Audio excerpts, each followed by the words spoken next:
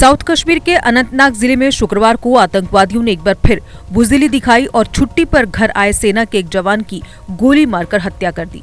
On duty सैनिक से खौफ खाने वाले आतंकवादियों ने इससे पहले भी कश्मीर में इस तरह की कायरता कई बार दिखाई है। आतंकवादियों ने अनंतनाग जिले के बीजभेड़ा इलाके के गोरीवन में स्थित हवलदार सलीम अखून के आवास के बाहर उसे गोली मारकर घायल कर दिया। घायल जवान को अस्पताल पहुंचाया गया, जहां उसने इलाज के दौरान दम तोड़ दिया। Mohammad Salim Akhoon 162 infantry battalion TA में हवलदार थे। वह कश्मीर के बीजभेड़ा इलाके के रहने वाले थे। आतंकवादियों ने ये कायराना हरकत ऐसे समय में की जब शुक्रवार को ही 2 मुठभेड़ों में 7 आतंकवादी मारे गए। इनमें आतंकवादी संगठन अंसार गजावत उल हिंद का प्रमुख इम्तियाज अहमद शाह भी शामिल है। शोपियां में हुई मुठभेड़ में 5 जबकि पुलवामा जिले के तराल इलाके के नोबाग में हुई मुठभेड़ में 2 आतंकवादी मारे गए। आईजीपी कश्मीर विजय कुमार ने पत्रकारों से कहा कि 2019 से सक्रिय रहा एजीयूएच प्रमुख इम्तियाज शाह वास्तव में पुलवामा जिले के तराल में हुई मुठभेड़ में मारा गया। दक्षिणी कश्मीर के अनंतनाग जिले में शुक्रवार को स्थानीय सैनिक मोहम्मद सलीम अखून पुत्र गुलाम हसन अखून निवासी जबलीपोरा बीजभेड़ा की हत्या कश्मीर घाटी में ऐसी पहली वारदात नहीं है। वादी में ऐसी बहुत सी वारदातें हुई हैं जिसमें पीड़ित और हमलावर दोनों ही कश्मीरी थे।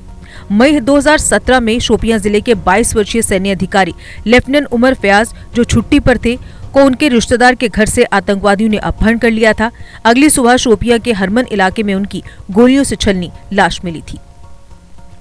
इसी तरह एक अन्य सैनिक औरंगजेब को आतंकवादियों ने उस वक्त मार डाला था जब वह शोपियां में अपने परिवार के साथ ईद मनाने के लिए अपने घर वापस जा रहा था। 17 सितंबर 2018 को लांस नायक मुख्तार अहमद मलिक की कुलगाम में आतंकवादियों द्वारा हत्या कर दी गई थी। 31 जनवरी 2019 को 3 आतंकवादियों ने बानपुरा मोह बुचरू में टेरिटोरियल आर्मी की 162 इन्फेंट्री बटालियन H&H के रिटायर्ड सैनिक अब्दुल हमीद मंटू पर आतंकवादियों ने गोलीबारी की। उनको PHC बचरू में और बाद में 92 बेस हॉस्पिटल श्रीनगर में रेफर कर दिया गया, जहां उन्हें मृत घोषित कर दिया गया। 6 जून 2019 को आतंकवादियों ने सेना की 34 RR के साथ अटैच टेरिटोरियल आर्मी की 162 इन्फेंट्री बटालियन H&H के हवलदार मंजूर अहमद बेग की गोली मारकर हत्या कर दी थी। ये स्थानीय सैनिक अपने परिवार के साथ ईद मनाने छुट्टी पर घर आया हुआ था। 16 नवंबर 2019 को हिजबुल मुजाहिदीन के आतंकवादी आदिल अहमद मीर पुत्र बशीर अहमद मीर के साथ 2 आतंकवादी टेरिटोरियल आर्मी की 126 हाउस 9 बटालियन के राइफलमैन प्रीतवीर सिंह के घर पहुंचे और 3 से 4 राउंड फायरिंग कर उन्हें धमकाया। 26 नवंबर 2020 को टेरिटोरियल आर्मी की 101 इन्फेंट्री बटालियन मराठा लाइट के GSW प्रमुख के यश देशमुख और टेरिटोरियल आर्मी की 163 infantry battalion Sikh light infantry के सिपाही रतन सिंह को आतंकवादियों द्वारा निशाना बनाया गया। टेरिटोरियल आर्मी की 162 बटालियन के जवान शकीर मंजूर निवासी रेसीपोरा शोपियां को पिछले साल 2 अगस्त की शाम को आतंकवादियों द्वारा अगवा कर लिया गया था।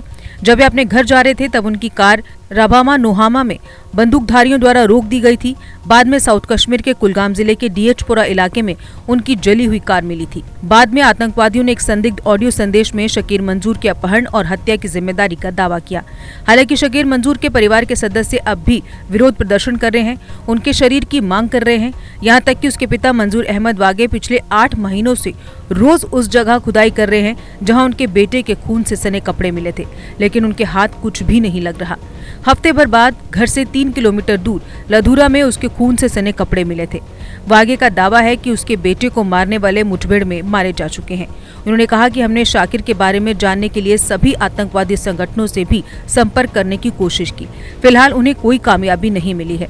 अब मंजूर अहमद इसी उम्मीद में है कि कम से कम उसका शव ही मिल जाए। आपको बता दें कि घाटी में टेरिटोरियल आर्मी की अधिकांश बटालियनों में ज्यादातर जम्मू कश्मीर के स्थानीय सैनिक ही शामिल हैं।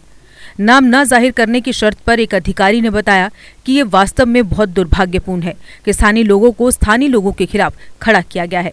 अगर राजनीतिक नेताओं और कार्यकर्ताओं को छोड़ दें जो विशेष रूप से भाजपा से जुड़े थे, तो स्थानीय पुलिसकर्मी और सैनिक कश्मीर घाटी में पीड़ित बन गए हैं। उन्होंने कहा कि हिंसा किसी समस्या को हल नहीं कर सकती है। GK अपडेट रहे हमारे साथ। अगर आप ये वीडियो YouTube पर देख रहे हैं तो हमारे YouTube चैनल को सब्सक्राइब करें और बेल आइकन को क्लिक करें। अगर आप ये वीडियो Facebook पर देख रहे हैं तो हमारा Facebook पेज लाइक जरूर करें। For advertisement please contact 7051091811।